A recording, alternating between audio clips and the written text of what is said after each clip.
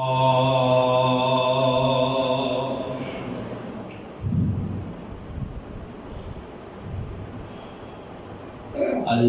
للہ رب العالمین سبحان اللہ سبحان اللہ والعاقبۃ للمتقین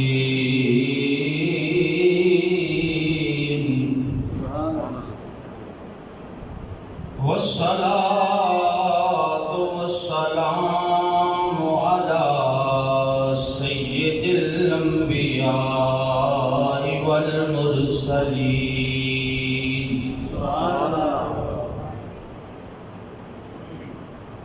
وعلى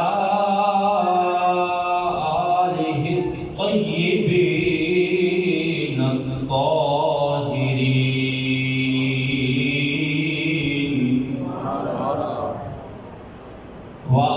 وأصحابه الهادين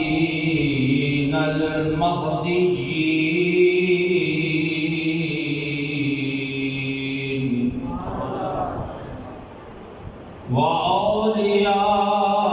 وأوليائه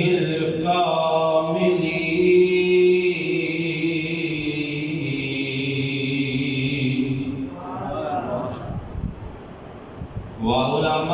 وعلماء ملته وأهل سنته أجمعين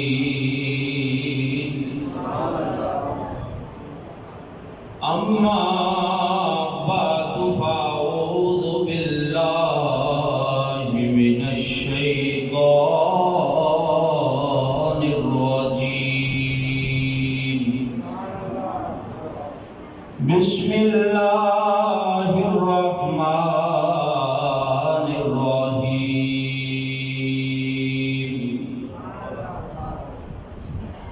إن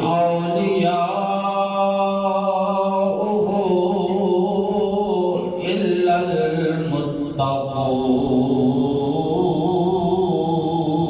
المتقون آمنت بالله صدق الله مولانا العظيم وصدق رسوله النبي الكريم الأمين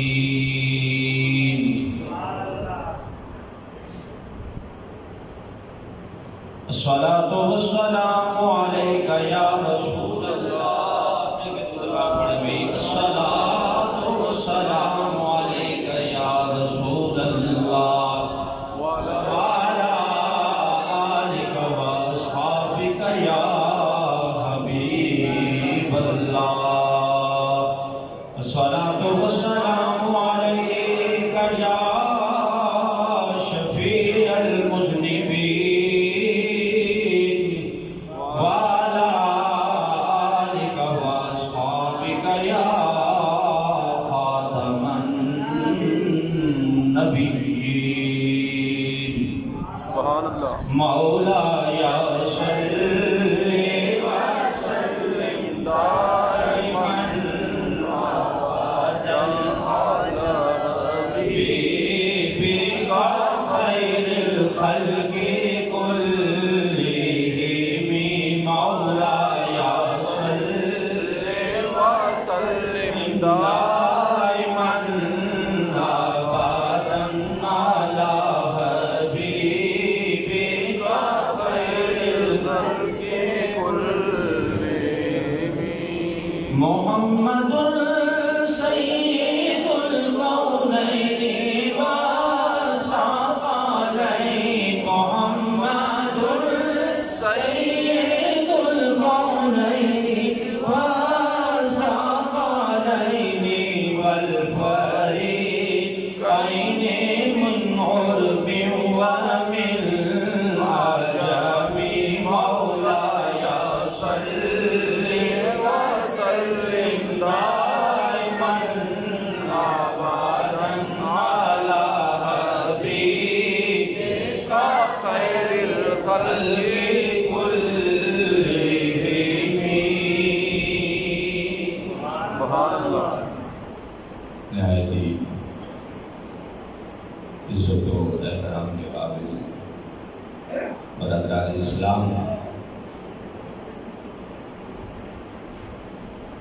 सफर मुजफ्फर शरीफ का महीना है और गुज़िश्ता जुमा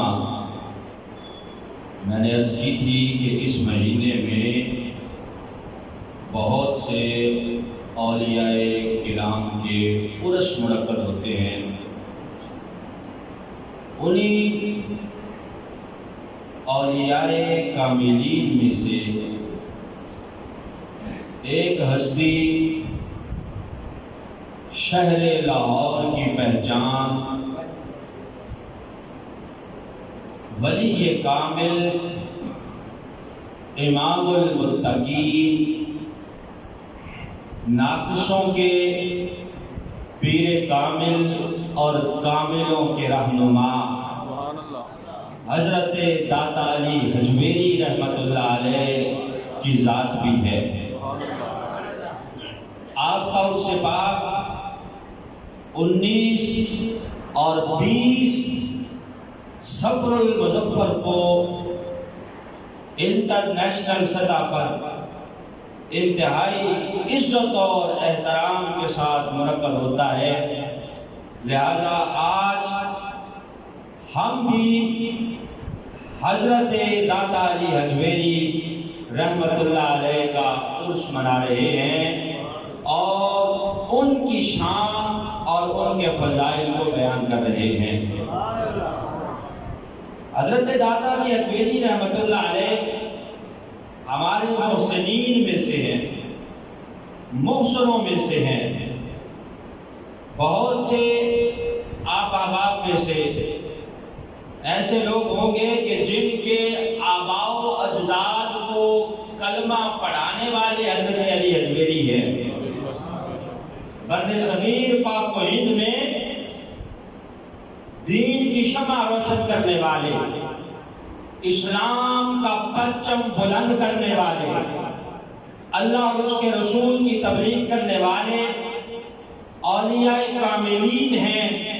और बर्रे सगीर पाक व हिंद में अगर इस्लाम फैला है तो इन्हीं औलिया की वजह से फैला है। इन्हीं औलियाए कामिलीन में सिलसिला जुनैदिया के बुजुर्ग हजरत दाता अली हजवेरी रहमतुल्लाह अलैह की ज़ात भी है कि जिन्होंने निगाह की, निगाहे कामिल से भटके हुओं को आपने वक़्त का वली बनाया और भटके हुओं को राह रास्त पर लाए और ऐसी निगाहे करम फरमाई कि जो पहले खुद भटके हुए थे बाद में दूसरों को रास्ता दिखाते हुए नजर आए। दूसरों को रास्ता दिखाते हुए नजर आए। तो आप 400 हिजरी में पैदा हुए और ये ज़माना सुल्तान महमूद गजनवी का था। 421 हिजरी में सुल्तान महमूद गजनवी की वफात होती है। वह 21 साल सुल्तान महमूद गजनवी के हजरत दाता अली हजवेरी रहमतुल्लाह अलैह ने देखे हैं और इन 21 सालों में आप उलूम दीन पढ़कर इल्म दीन के समंदर के गवाश आजम बन चुके थे। आप चूंकि गजनी के मोहल्ला हजवेर में पैदा हुए, हजवेर में आपके नाना का जो मकान था उस मकान में आपकी पैदाइश हुई, इसलिए आपको हजवेरी कहा जाता है। और आपके वालिद गिरामी गजनी के मोहल्ला जुल्लाब के रहने वाले थे, उस निस्बत से आपको जुल्लाबी भी कहा जाता है। और फिर चूंकि आप लाहौर तशरीफ ले आए तो इस निस्बत से आपको लाहौरी भी कहा जाता है। अक्सर कुतुब में लिखा होता है कि हजरत दाता अली हजवेरी जुल्लाबी सुम्मा लाहौरी रहमतुल्लाह अलैह। तो ये निस्बत की वजह से कि आप चूंकि हजवेर में पैदा हुए इसलिए हजवेरी कहा जाता है। और फिर आपका मकाम ये भी है कि आप हसनी भी हैं और हुसैनी भी हैं, यानी अल्लाह ने नस्ब भी दिया है तो कमाल दिया है। और ये यकीनन किसी की अपनी कोई इसमें कमाल नहीं है। अल्लाह जिसे चाहता है जहां चाहता है पैदा फरमा देता है। तो हजरत अली हजवेरी रहमतुल्लाह अलैह को अल्लाह ने नस्ब दिया, कमाल दिया, आपका سلسلہ نسب والد گرامی کی طرف سے حضرت امام حسن سے ملتا ہے اور والدہ کی طرف سے حضرت امام حسین سے ملتا ہے۔ وہ آپ نجیب الطرفین ہیں، کریم الابوین ہیں، نجیب الطرفین ہیں، حسنی اور حسینی سید ہیں، اور والدین بھی آپ کے کوئی معمولی نہیں ہیں، وقت کے ولی ہیں، اور علماء کے گھرانے میں آپ نے آنکھ کھولی ہے۔ حضرت داتا علی حجویری رحمۃ اللہ علیہ نے ابتدائی جو علوم تھے وہ علوم آپ نے غزنی میں ہی ان کو حاصل کیا، غزنی میں ہی آپ نے ابتدائی علوم پڑھے۔ میں نے پچھلے جمعے عرض کی تھی کہ ہر جو ولی ہوتا ہے اس کے لیے عالم ہونا ضروری ہے، ہر عالم کے لیے ولی ہونا ضروری نہیں۔ پہلے جو اولیاء کرام ہوتے تھے پہلے علم حاصل کرتے تھے، پھر سلوک کی منازل طے کرتے تھے۔ حضرت علی حجویری نے ابتدائی علوم غزنی میں اپنے علاقے میں پڑھے، اور پڑھنے کے بعد پھر حصول علم کے لیے آپ نے ملکوں سفر کیا، سفر نامہ پڑھے۔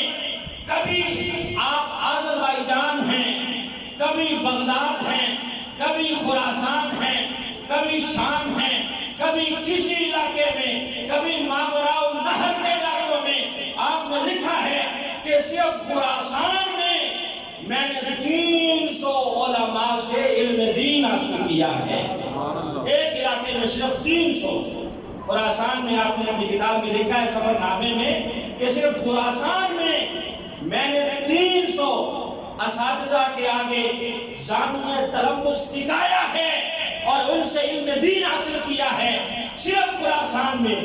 ورنہ آپ دیکھیں اپنا سفر نامہ آپ نے خود لکھا، اس میں تحریر کیا کہ کبھی کہیں، کبھی در بدر، کبھی ان کے در، کبھی در بدر، غم عاشقی تیرا شکریہ تو نے کہاں کہاں پہنچا دیا۔ کبھی کہیں جا رہے ہیں ایویں تقیمت پہندی نہیں، کچھ دکھ بھی تے سہنا پہندا ہے، قطرے نو موتی بن لئی قیدا وچ رہنا۔ آج ویسے ہی داتا ہر طرف نہیں ہو رہی، اس کے لیے محنتیں کی ہیں، مجاہدات کیے ہیں، ریاضات کی ہیں۔ آپ فرماتے ہیں کہ میں سفر کرتے کرتے پہنچا شام۔ آپ چونکہ مسلکن حنفی ہیں، امام اعظم ابو حنیفہ کے مقلد ہیں، الحمدللہ ہم بھی حنفی ہیں، اور آپ کو جتنے اولیاء ملیں گے سارے الحمدللہ حنفی ملیں گے، سنی ملیں گے، حنفی ملیں گے۔ آپ امام اعظم ابو حنیفہ کے مقلد ہیں، فرماتے ہیں سفر کرتے کرتے میں شام پہنچا۔ شام میں حضرت بلال رضی اللہ تعالی عنہ کی قبر مبارک پر میں بیٹھا تھا، میری آنکھ لگ گئی۔ حضرت بلال رضی اللہ تعالیٰ کے مزار پر کہتے ہیں میں سویا، میری آنکھ لگی، میں نے خواب دیکھا، اور خواب بڑا لاجواب دیکھا۔ خواب کیا ہے؟ کہتے ہیں خواب میں میں دیکھ رہا ہوں سرکار دو عالم صلی اللہ علیہ وسلم باب بنی شیبہ کی طرف سے تشریف لا رہے ہیں۔ کہتے ہیں میں خواب کے اندر دوڑ کے آگے بڑھا اور نبی پاک صلی اللہ علیہ وسلم کے قدموں پہ بوسہ دیا۔ کہتے ہیں میں نے دیکھا نبی پاک صلی اللہ علیہ وسلم نے کسی بوڑھے شخص کو اٹھا رکھا تھا یا آپ سہارے کے ساتھ اسے چلا رہے تھے۔ کہتے ہیں میرے دل میں جستجو پیدا ہوئی کہ یہ کون بوڑھا ہے جسے نبی پاک خود ہاتھ پکڑ کے چلا رہے ہیں اور جسے سرکار نے اپنی گود میں اٹھا رکھا ہے۔ کہتے ہیں میرے دل میں ابھی خیال پیدا ہو رہا تھا کہ جانوں یہ ہے کون جسے سرکار نے اٹھا رکھا ہے۔ نبی پاک میرے دل کے وسوسوں کو جان گئے اور فرمانے لگے کہ اے علی حجویری، یہ تیرا اور تیرے ملک والوں کا امام ابو حنیفہ ہے، جسے میں نے اٹھا رکھا ہے اور جسے میں خود سہارا دے کے چلا رہا ہوں۔ کہتے ہیں جب سرکار دو عالم صلی اللہ علیہ وسلم نے یہ کہا کہ یہ تیرا اور تیرے ملک والوں کا امام ابو حنیفہ ہے، تو کہتے ہیں میرے ملک سے اور امام ابو حنیفہ سے بڑی امیدیں وابستہ ہو گئی. کہتے ہیں میں سمجھ گیا کہ آپ اپنی ذات میں فنا ہو چکے ہیں. امام اعظم ابو حنیفہ اپنی ذات میں فنا ہو چکے ہیں اور شرع کے اعتبار سے زندہ ہیں. جو بندہ اپنی ذات میں فنا ہو چکا ہو اور نبی کے پاک صلی اللہ علیہ وسلم جسے ہاتھ پکڑ کے چلائیں وہ اجتہاد میں مختی نہیں ہوتا. خطا اس سے ہوتی ہے جو خود چلے. جس کی رہنمائی پیغمبر خدا کرے وہ کبھی خطا نہیں کرتا بلکہ ہمیشہ سیدھے راستے پہ ہونا کرتا ہے. کہتے ہیں کہ امام اعظم ابو حنیفہ وہ ہیں جنہیں خود سرکار دو عالم صلی اللہ علیہ وسلم پکڑ کے چلا رہے ہیں. تو کہتے ہیں کہ مجھے اپنے اور اپنے ملک والوں سے بڑی امیدیں وابستہ ہو گئی. اب علم دین حاصل کر لیا, غواص اعظم بن گئے. اور اس وقت طریقہ کار ہوتا تھا علم حاصل کرنے کے بعد اس علم کو پالش کرنے کے لیے مرشد کامل کو تلاش کیا جاتا تھا. پہلے علم حاصل کیا جاتا.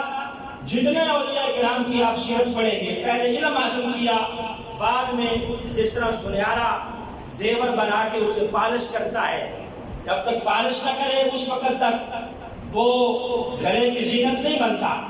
اس کے اندر نگینے جڑے جاتے ہیں, پھر اس میں دھاگا ڈال کے اسے گلے میں ڈالا جاتا ہے. اسی طرح علم حاصل کرنے کے بعد اس کو پالش کرنے کے لیے, اس کو مزید عروج دینے کے لیے, سائیکل کرنے کے لیے اولیاء کرام کے در پہ جا کے دستک دی جاتی تھی. اس وقت رواج یہ ہوتا تھا.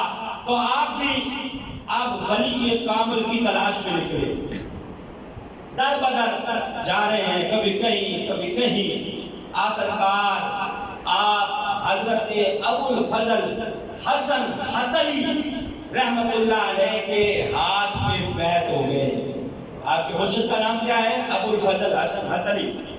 جو داتا صاحب کے بھی مرشد ہیں ان کا کیا کمال ہوگا.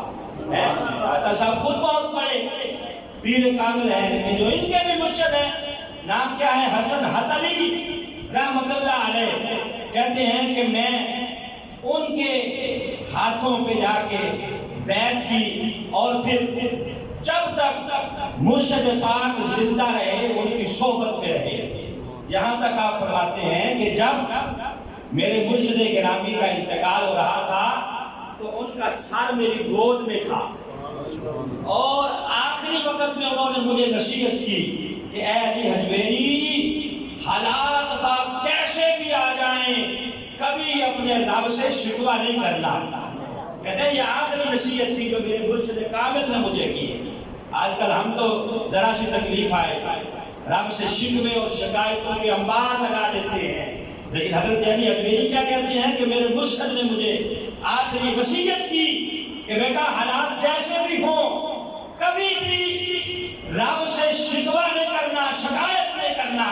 بندہ بعض اوقات سمجھتا ہے کہ میرے لیے حالات بڑے مشکل بن گئے ہیں, لیکن اللہ ان مشکلات کی وجہ سے بندے کو کسی مقام تک پہنچانا چاہ رہا ہوتا ہے.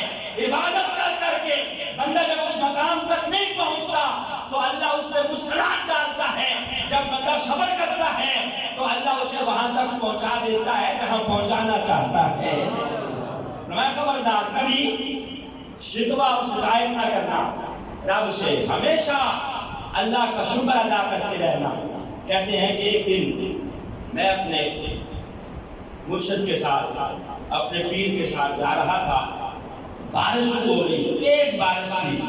کہتے ہیں اسی بارش میں ہمارے پاؤں کیچڑ میں جو ہے اٹھانا مشکل تھے. بارش کی وجہ سے ہمارا لباس بھی گیلا ہو گیا اور ہمارے جوتے بھی کیچڑ سے آلودہ ہو گئے.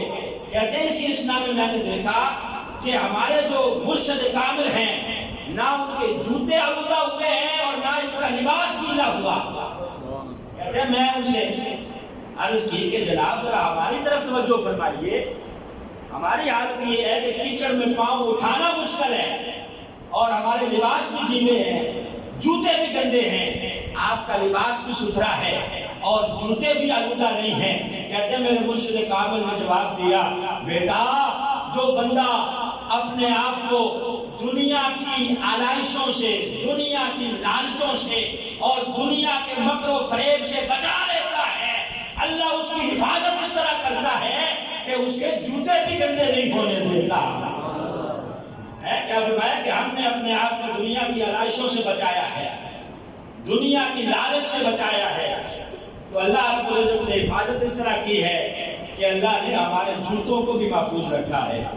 آپ فرماتے ہیں کہ سفر کرتے کرتے مرشد کامل کے ساتھ میں حضرت بایزید بستامی رحمۃ اللہ علیہ کے مزار پہ پہنچا، 3 ماہ وہاں چلا کیا، لیکن کہتے ہیں کہ جو منازل میں طے کرنا چاہ رہا تھا وہ منازل طے نہیں ہو رہی، ایک سکوت طاری ہو گیا، منازل آگے طے نہیں ہو رہی۔ کہتے ہیں میں نے سوچا کہ خراسان جاؤں، خراسان کہتے ہیں کہ میں چل پڑا وہاں سے۔ آپ دیکھیں حضرت علی حجویری کہاں کہاں پھرتے رہے ہیں، کہاں کہاں آپ نے سفر کیا ہے۔ کہتے ہیں خراسان میں ایک گاؤں تھا، اس گاؤں میں ایک خانقاہ تھی، ایک ولی کا مزار تھا۔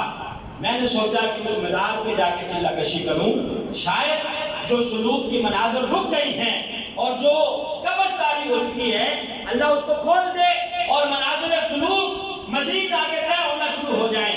کہتے ہیں جب میں وہاں پہنچا تو میں نے دیکھا کہ ایک جعلی پیروں کا گروہ وہاں بیٹھا تھا۔ حضرت داتا علی حجویری کہتے ہیں میری حالت ایسی تھی کہ میں سفر کر کر کے میرا لباس وہ سیدھا تھا، انتہائی پتلی حالت تھی، مٹی سے جو ہے وہ کپڑے آلودہ تھے، بکھرے ہوئے بال تھے۔ کہتے ہیں وہ مجھے دیکھ کے میرا مذاق اڑانے لگے، وہ جو ٹولہ وہاں بیٹھا تھا وہ دیکھ کے میرا مذاق اڑانے لگے۔ میرے پاس کہتے ہیں کھانے کے لیے کچھ نہیں تھا، وہ خود عمدہ کھانا کھانے لگے اور باسی روٹی اٹھا کے انہوں نے مجھے دی۔ کہتے ہیں میں نے اس روٹی کو دھویا، دھو کے میں نے اسے کھایا۔ حضرت علی حجویری رحمۃ اللہ علیہ آپ فرماتے ہیں کھانا کھانے کے بعد وہ جو جعلی پیروں کا گروہ تھا وہ خربوزے کھانے لگا اور وہ چھلکے اٹھا اٹھا کے مجھے پھینکنے لگے، میرا مذاق اڑا رہے تھے اور چھلکے اٹھا اٹھا کے مجھے مار رہے تھے۔ کہتے ہیں میں اللہ رب العزت کی بارگاہ میں شکر ادا کر رہا تھا کہ یا اللہ تیرا شکر ہے تو نے اس عالم میں بھی مجھے کھانا کھلایا۔ کہتے ہیں میں صبر کر رہا تھا، اسی شکر اور صبر کی وجہ سے اور وہ جو ذلت آمیز رویہ میرے ساتھ اختیار انہوں نے کیا ہوا تھا اس کو برداشت کرنے کی وجہ سے وہ جو سلوک کی مناظر رکی ہوئی تھی اللہ نے ان منازل کو دوبارہ کھول دیا اور وہ منازل میں نے دوبارہ طے کرنا شروع کر دی۔ جو ایک سکوت طاری ہو گیا تھا اللہ نے اس سکوت کو ختم کیا، ان کی ذلت کو برداشت کرنے کی وجہ سے، صبر کرنے کی وجہ سے اللہ نے مجھے مقام عطا کر دیا جہاں تک میں پہنچنا چاہتا تھا۔ کہتے ہیں تب مجھے پتا چلا کہ یہ جو ولیوں کو تکلیفیں پہنچانے والے ہوتے ہیں یہ کس لیے تکلیفیں پہنچاتے ہیں۔ بعض اوقات ان کی تکلیفوں کی وجہ سے اللہ ان کے درجات بلند کرتا ہے۔ وہ جو ولی صبر کرتے ہیں، صبر کرنے کی وجہ سے اللہ ان کے درجات بلند کرتا ہے۔ فرماتے ہیں مجھے سمجھ آ گئی کہ اولیاء کرام کے مزارات پہ یہ جاہل لوگ، ملنگ لوگ کس لیے ہوتے ہیں جو تکلیف پہنچاتے ہیں ولیوں کو۔ کہتے ہیں میں سمجھ گیا کہ یہ اسی لیے ہوتے ہیں، ان کی تکلیف پر جب اللہ کا ولی صبر کرتا ہے تو اللہ اسے مقام عطا کر دیتا ہے۔ حضرت داتا علی حجویری رحمۃ اللہ علیہ آپ فرماتے ہیں کہ میں مرشد گرامی رحمۃ اللہ علیہ کی صحبت میں تھا، یہاں تک کہ آپ نے مجھے حکم دیا کہ بیٹا سفر کرو اور لاہور چلے جاؤ۔ کہاں چلے جاؤ؟ لاہور چلے جاؤ۔ کہتے ہیں بعض روایات کے اندر آتا ہے اور بعض نے اس روایت کا انکار بھی کیا ہے۔ کیا کہا آپ نے آگے سے؟ کہا جناب وہاں تو میرے پیر بھائی آپ کے خلیفہ میرا حسین زنجانی رحمۃ اللہ علیہ موجود ہیں، تو لہذا میری وہاں کیا ضرورت ہے؟ آپ کے مرشد پاک نے فرمایا کہ تم جاؤ، راز کی بات ہے، جو میں نے حکم دیا ہے اس حکم کی تعمیل کرو۔ حضرت داتا علی حجویری کہتے ہیں کہ میں نے سفر اختیار کیا لاہور کا۔ اس وقت ظاہر ہے لاہور اتنا بڑا نہیں تھا، دروازوں کے اندر ہی جو اس کے دروازے ہیں ان دروازوں کے اندر ہی شہر ہوتا تھا۔ کہتے ہیں شام کو سورج غروب ہونے کے وقت جب میں پہنچا لاہور تو چوکیدار جو تھا وہ دروازہ شہر کا بند کر رہا تھا۔ حضرت علی اجمیری کہتے ہیں میں نے اسے اشارہ کیا کہ دروازہ کھول تو میں نے اندر داخل ہونا ہے. اس چوکیدار نے کہا نہیں بابا جی اب چونکہ شام ہو چکی ہے بادشاہ کا حکم ہے اس ٹائم دروازے بند ہو جاتے ہیں اب دروازہ صبح ہی کھلے گا جیسے سورج طلوع ہوگا اس وقت دروازہ کھلے گا.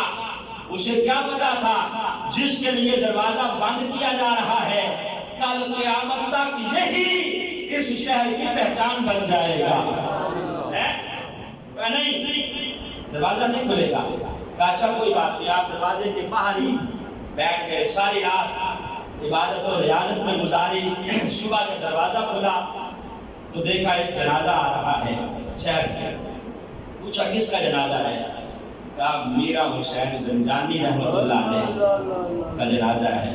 چونکہ وہ کتب تھے اور ایک وقت میں ایک شہر میں ایک ہی کتب ہوتا ہے. آپ نے وہاں عرض کی تھی کہ جناب آپ کے خلیفہ موجود ہے میرے پیر بھائی وہاں تو میری ضرورت کیا ہے؟ مرشد کامل نے کہا تھا کہ راز کی بات ہے اسے راز ہی رہنے دو جو میں نے حکم دیا جاؤ اور وہاں چلے جاؤ. کہتے وہ جنازہ میرے پیر بھائی میرا حسین زنجانی کا تھا میں اس میں شریک ہوا. جنازہ پڑھ کے اس کی تدفین کی اور خود آ کے یہاں بیٹھ گیا جہاں آج حضرت علی اجمیری کا مزار موجود ہے. ارے تکبیر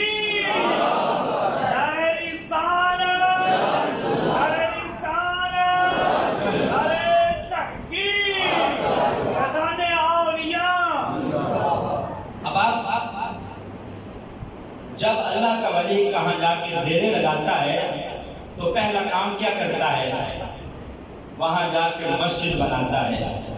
اور یہ نبی پاک صلی اللہ علیہ وسلم کی سنت ہے. سرکار مکہ سے ہجرت کر کے مدینے آئے تو سب سے پہلے کیا بنایا؟ اللہ کا گھر بنایا. تو جو ولی ہوتا ہے کامل ولی ہوتا ہے ایک نمبر ہوتا ہے وہ مسجد سے محبت کرنے والا ہوتا ہے اللہ کے گھر سے مدرسہ سے خانقاہ سے پیار کرنے والا ہوتا ہے. تو سب سے پہلا کام آپ نے اپنی جیب سے سرمایہ لگا کے اللہ کا گھر تعمیر کیا. خود محنت کر کر کے مزدوری کر کر کے آپ نے گھر بنایا. جب چندہ دینے کی باری تھی اس وقت تو کوئی نہیں آیا. جب گھر بن گیا تو اعتراض کرنے والے بہت سے آ گئے ہیں جو اس وقت اپنے آپ کو بڑے علماء اور اولیاء کہلوانے والے تھے. اسد ہوا آ کے کہنے لگے جناب آپ کی مسجد کا تو قبلہ ہی سیدھا نہیں ہے. میں خاموش ہو جاؤ خاموش ہو جاؤ. سیدھا نہیں ہے آج ظہر کی نماز میرے پیچھے پڑھنا میں دکھا دوں گا سیدھا ہے کہ ٹیڑھا ہے. شہر کے سارے بڑے بڑے اولیاء علماء کو اکٹھا کیا نماز ظہر اپنے پیچھے پڑھائی. جب سلام پھیرا فرمایا سامنے دیکھو اللہ نے سارے حجابات ہٹا دیے. وہاں بیٹھ کے سب کو بالمصافہ آپ نے اللہ کے گھر کا دیدار کروا دیا. یہ حضرت علی اجمیری کی پہلی کرامت تھی لاہور کے اندر. اور اللہ اگر چاہے تو اپنے ولیوں سے ان کرامات کا ظہور کروا سکتا ہے. حضرت عاصم بن برقیہ کا قصہ آپ نے قرآن میں نہیں پڑھا؟ آنکھ جھپکنے سے پہلے ملکہ بلقیس کا تخت حاضر کر دیا تھا. اللہ فرماتا ہے فلما تجلی ربہ جب اللہ نے تجلی ڈالی کوہ طور پہ تو حضرت موسیٰ نے جب دیکھا اس تجلی والی جگہ کو تو اللہ نے حجابات ہٹا دیے. آپ کی آنکھوں میں روشنی اتنی آ گئی تھی کہ 30 میل دور سے کالے پہاڑ پر کالی چونٹی کو بھی چلتا دیکھتے. اللہ رب العزت کے لیے کوئی مشکل نہیں ہے. وہ کون کہتا ہے تو ہو جاتا ہے. اور کرامت ہوتی ہی وہ ہے جو انسان کی عقل میں نہ آئے. نبی کا معجزہ اور ولی کی کرامت ہوتی ہی وہ ہے جو عقل میں نہ آئے. تو آپ نے بالمشافہ کعبۃ اللہ کا وہاں سے دیدار کروایا اور بیٹھ گئے. اب یہاں آپ لوگوں کو دین کی تبلیغ کرنا شروع ہو گئے. اس وقت رواج یہ ہوتا تھا ایک بہت بڑا جوگی تھا راجو جوگی جو راج دہانی میں بہت بڑے عہدے پر فائز تھا. بعد میں اس نے جوگ اختیار کیا. اب اس نے کیا یہ کہ شہر کے جتنے گوالے تھے ان گوالوں کو اس نے کہا کہ دودھ میرے پاس لے کے آیا کرو، اگر میرے پاس نہیں لے کے آؤ گے تو تمہارے جو جانور ہیں ان کے تھنوں سے خون آئے گا۔ اور ہوتا بھی ایسے تھا، وہ جادو کرتا، جو دودھ نہ لاتا اس کی بھینس کے تھنوں سے خون نکلنے لگ جاتا۔ حضرت علی اجمیری رحمۃ اللہ علیہ بیٹھے ہیں راوی کے کنارے پر، ہے ایک بڑھیا جا رہی ہے دودھ کا مٹکا اٹھائے ہوا، فرمایا کدھر جا رہی ہے؟ کہا فلاں جوگی کے پاس دودھ لے کے جا رہی ہوں۔ کہا کیوں؟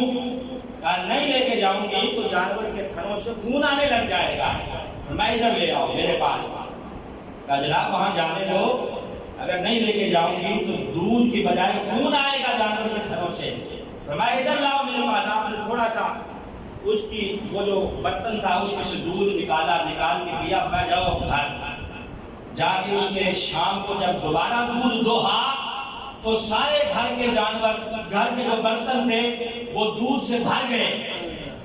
اس نے سوچا تھا کہ شاید خون آئے گا، لیکن یہ پہلے سے زیادہ دودھ۔ جب اس نے دیکھا تو وہ ارد گرد سارے اس نے اس بات کی مشہوری کر دی کہ فلاں اللہ کا ولی وہاں بیٹھا ہے، اس کے پاس میں دودھ لے کے گئی ہوں، اب میرے جانوروں کا دودھ ختم ہی نہیں ہوتا، تم لوگ تھک گئے ہو بنڈا ڈال کے، کھال ڈال کے، پٹھے ڈال کے، دودھ اتنا نہیں ہے جتنا اس ولی کی دعا سے اللہ نے دودھ کر دیا ہے۔ اب مشہور ہو گئی بات، اب اس جوکی کی دربار میں دودھ لے جانے کی بجائے سارے گوانوں نے، گجروں نے دودھ حضرت علی اجمیری رحمۃ اللہ علیہ کے پاس لانا شروع کر دیا۔ اب یہاں دودھ آنا شروع ہو گیا۔ آج بھی جو سبیل لگتی ہے حضرت دادا علی اجمیری کی دودھ کی، یہ گجروں کے ساتھ خاص پیار ہے حضرت علی اجمیری رحمۃ اللہ علیہ کا، اور یہ کرامت تھی حضرت علی اجمیری رحمۃ اللہ علیہ کی۔ ہوا کیا کہ دودھ اب حضرت علی اجمیری رحمۃ اللہ علیہ کے پاس آنا جب شروع ہوا، اس جوگی کی جب دکانداری بند ہوئی، اس کے پاس دودھ نہیں آ رہا تو اس نے اپنا ایک چیلا بھیجا، جاؤ دیکھو تو صحیح مسئلہ کیا ہے۔ چیلا بھیجا، وہ جا کے حضرت علی اجمیری رحمۃ اللہ علیہ کے پاس آیا تو وہی کا ہو کے رہ گیا۔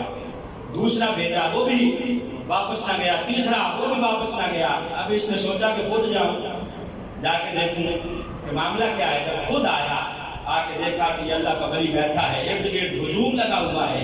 اب یہ مجھ سے ملال پیا ہو کے کہتا ہے حضرت علی اجمیری سے کہ تمہارے اندر کوئی کمال ہے تو دکھاؤ۔ حضرت دادا علی اجمیری رحمۃ اللہ علیہ فرمانے لگے ہمارے اندر تو کوئی کمال نہیں ہے، تمہارے اندر اگر کوئی ہے تو تم دکھاؤ۔ اب کتب کے اندر آتا ہے کہ اس نے یوں اپنے بازوؤں کو ہلایا اور ایسے ہلا کر یہ اوپر چڑھ گیا اور ہوا میں اڑنا اس نے شروع کر دیا، ہوا میں اڑنے لگا۔ حضرت دادا علی اجمیری رحمۃ اللہ علیہ کے جوتے پاس ہی پڑے تھے، لکڑی کی کھڑائیں مبارک آپ کی، آپ نے جوتوں کو اشارہ کیا اور جوگی کی طرف دیکھا کہ خود نیچے آتا ہے کہ میں لے کے آؤں۔ اس نے کہا جناب نیچے آنے کی تو بات ہی نہیں ہے، میں تو مزید اوپر جا رہا ہوں۔ آپ نے اشارہ کیا اپنے جوتوں کو۔ اب حضرت علی اجمیری رحمۃ اللہ علیہ کے جوتے پرواز کرتے کرتے جوگی کے سر پہ جب برسنا شروع ہوئے، ادھر سے جب برس رہے ہیں، یہ نیچے آیا، آ کے ہاتھ باندھ لیے، کہا جناب کیا حکم ہے؟ میں تو کچھ اور سمجھا تھا، یہاں تو آپ نے خود پرواز نہیں کی، آپ کے جوتوں کا کمال یہ ہے کہ انہوں نے پرواز کر کے میرا سر جو ہے وہ مار مار کے پلپلا کر دیا ہے، لہذا میں آپ کے آگے ہاتھ باندھتا ہوں، مجھے بھی کلمہ پڑھا کے دائرہ اسلام میں داخل کروا لیجیے۔